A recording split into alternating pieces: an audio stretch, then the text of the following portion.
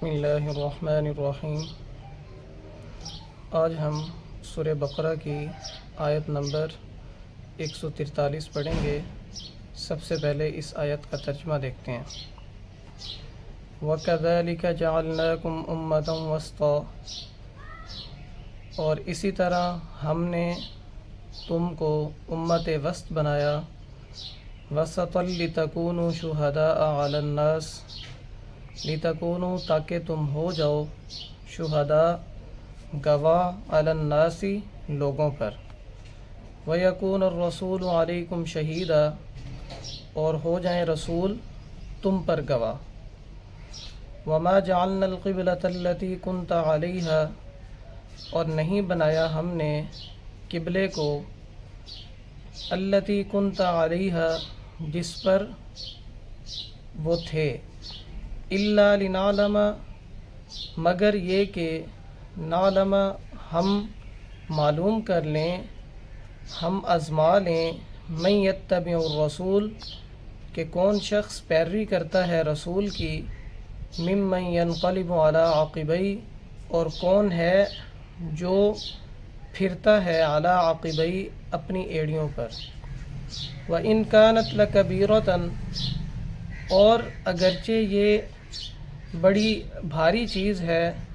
الا علی الذین ھدی اللہ مگر ان لوگوں پر جن کو اللہ نے ہدایت دی، یعنی ان لوگوں پر بھاری نہیں ہے جن کو اللہ نے ہدایت دی۔ وما کان اللہ لیضیع ایمانکم اور نہیں ہے اللہ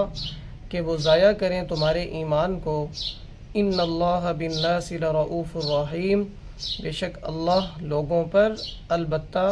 مہربان ہیں اور رحم کرنے والے ہیں۔ کل جو ہم نے آیت پڑھی 142، اس کے اندر اللہ رب العزت نے ذکر کیا کہ اللہ نے مسلمانوں کا جو قبلہ ہے وہ بیت المقدس سے بیت اللہ شریف کو بنایا، یعنی جب آپ صلی اللہ علیہ وسلم ہجرت کر کے مدینہ میں گئے تو کچھ عرصہ قبلہ بیت المقدس رہا، پھر اللہ نے تبدیل کیا اور کیا بنا دیا، بیت اللہ شریف کو بنا دیا۔ تو یہاں پر اللہ بتا رہے ہیں کہ جس طرح اللہ نے تمہارے قبلے کو فضیلت والا قبلہ بنایا، یعنی جو بیت اللہ ہے، بیت اللہ شریف جو ہے اس کی فضیلت بیت المقدس سے زیادہ ہے، تو اللہ نے جس طرح تمہارا قبلہ فضیلت والا بنایا، اسی طرح اہل اسلام کا آپ صلی اللہ علیہ وسلم کی امت کو بھی اللہ نے کیا بنایا، فضیلت والی امت بنایا۔ کون سی امت بنایا؟ امت وسط، یعنی جو درمیانی چیز ہوتی ہے یہ اعتدال والی چیز ہوتی ہے اور فضیلت والی ہوتی ہے۔ اب اس کی فضیلت اللہ نے آگے بتائی، وہ فضیلت کیا ہے؟ لِتَكُونُوا شُهَدَاءَ عَلَى النَّاسِ تاکہ تم جو ہے لوگوں پر گواہ ہو جاؤ، ٹھیک ہے۔ اب اس آیت کی جو تفسیر ہے وہ ایک حدیث مبارکہ میں ملتی ہے، وہ حدیث مبارکہ میں آپ کے سامنے ذکر کرتا ہوں، انشاءاللہ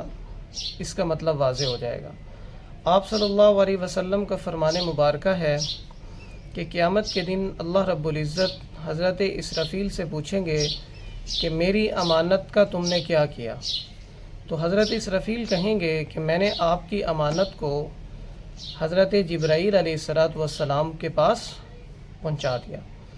اب اللہ رب العزت حضرت جبرائیل علیہ السلام سے پوچھیں گے کہ آپ نے میری امانت کا کیا کیا؟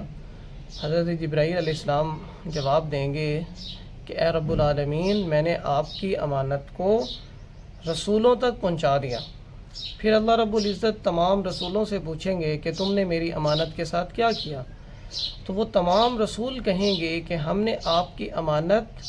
تمام لوگوں تک پہنچا دی، یعنی ہمیں اپنی اپنی امت کے لوگوں تک آپ کی امانت، آپ کا پیغام، آپ کی وحی جو ہے وہ ہم نے پہنچا دی۔ تو حدیث مبارکہ میں آتا ہے کہ بہت ساری امتیں جو ہیں، جو بہت ساری قومیں ہیں وہ اس بات کی تصدیق کریں گے، اور بعض قومیں جو ہیں، بعض امتیں جو ہیں وہ اس بات کی تکذیب کریں گے، انکار کریں گے کہ انبیاء نے ہم تک آپ کی جو پیغام ہے، آپ کی بات ہے، آپ کی جو امانت ہے وہ ہم تک نہیں پہنچائی۔ تو پھر اس بات کو اللہ رب العزت جو ہے امت وس سے پوچھیں گے، یعنی آپ صلی اللہ علیہ وسلم کی امت سے پوچھیں گے کہ کیا میرے رسولوں نے میری بات، میرا پیغام، میری امانت اپنی امت تک پہنچائی کہ نہیں پہنچائی؟ تو اس پر جو ہے امت محمدیہ صلی اللہ علیہ وسلم جو ہے وہ گواہی دیں گی کہ اے رب العالمین، آپ کی جو امانت تھی جو آپ نے انبیاء تک پہنچائی، انہوں نے اپنی اپنی قوم تک پہنچا دی۔ اس پر یعنی جو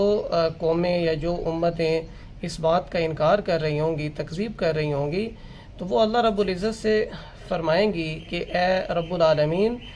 یہ لوگ کیسے ہم پر جو ہے گواہی دے سکتے ہیں، کیسے یہ انبیاء کی گواہی دے سکتے ہیں کہ انہوں نے آپ کی بات ہم تک پہنچا دی، حالانکہ یہ تو اس وقت حاضر بھی نہیں تھے، موجود بھی نہیں تھے۔ تو اس پر اللہ رب العزت جب امت محمدیہ سے پوچھیں گے تو وہ کہیں گے کہ اے رب العالمین، ہم پر آپ کے آخری نبی وحی لے کر آئے تھے اور ان پر آپ نے کتاب نازل کی تھی قرآن مجید، اور اس کتاب کے اندر آپ نے کہا تھا کہ یعنی تمام انبیاء نے ہماری بات کو، ہمارے پیغام کو اور ہماری امانت کو تمام لوگوں تک کیا کر دیا؟ پہنچا دیا۔ تو ہمیں آخری نبی نے بتایا تھا اور آپ کی کتاب کے اندر جو ہے یہ بات موجود تھی، تو ہم نے اس بات کی تصدیق کرتے ہوئے ہم نے جو ہے ان پر گواہی دی ہے۔ تو اس پر اللہ رب العزت نے بھی قرآن مجید میں یہی فرمایا تاکہ تم گواہ ہو جاؤ علی الناس، لوگوں پر، یعنی قیامت کے دن کس طرح امت وسط گواہی دے گی،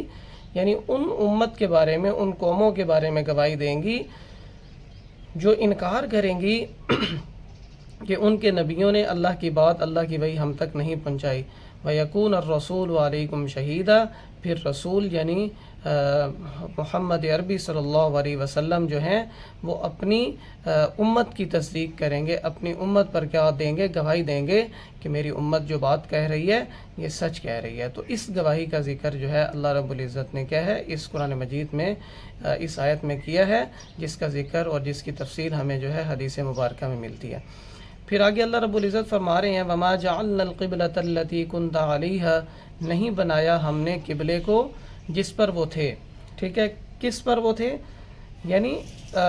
بیت المقدس ان کا قبلہ تھا، پھر اللہ نے اس قبلے کو تبدیل کیا اور بیت اللہ شریف بنایا۔ کس لیے؟ اللہ فرما رہے ہیں لِنَعْلَمَ، تاکہ وہ آزما لیں، معلوم کر لیں کہ کون رسول کی پیروی کرتا ہے اور کون اپنی ایڑیوں کے بل پیچھے ہٹتا ہے۔ چونکہ امت محمدیہ کو یعنی مسلمانوں کو جو اللہ رب العزت نے حکم دیا تھا کہ تمہارا قبلہ جو ہے وہ بیت المقدس ہے، 14 مہینے یا 17 مہینے جو حدیث میں آتا ہے، تو اس کا مقصد یہ تھا کہ جو ہے یہود جو ہیں، اہل کتاب جو ہیں، اس سے محظوظ ہو کر اسلام لے آئیں۔ تو کچھ اہل اسلام لے بھی، کچھ اہل کتاب یعنی یہودی جو ہے وہ اسلام بھی لے آئے تھے، تو اب ان کو آزمانا مقصود تھا کہ ان کو یعنی وہ کس طرح اپنے قبلے کو چھوڑ کر، جس پر وہ ساری زندگی جو ہے جس کی طرف منہ کر کے نماز پڑھتے رہے ہیں، وہ کس طرح اپنے رسول کی پیروی کرتے ہیں۔ اگر وہ یعنی ملت ابراہیمی پر قائم ہیں، یعنی اصل میں وہ جو ہے حضرت ابراہیم علیہ السلام کی ملت کی پیروی کرنے والے ہیں، تو پھر انہیں اس چیز پر اعتراض نہیں ہوگا، اس لیے کہ ان کی تعریف اللہ نے پیچھے کی اذ قال له ربه اسلم قال اسلمت لرب العالمین، جب بھی کہا حضرت ابراہیم علیہ السلام کو اللہ نے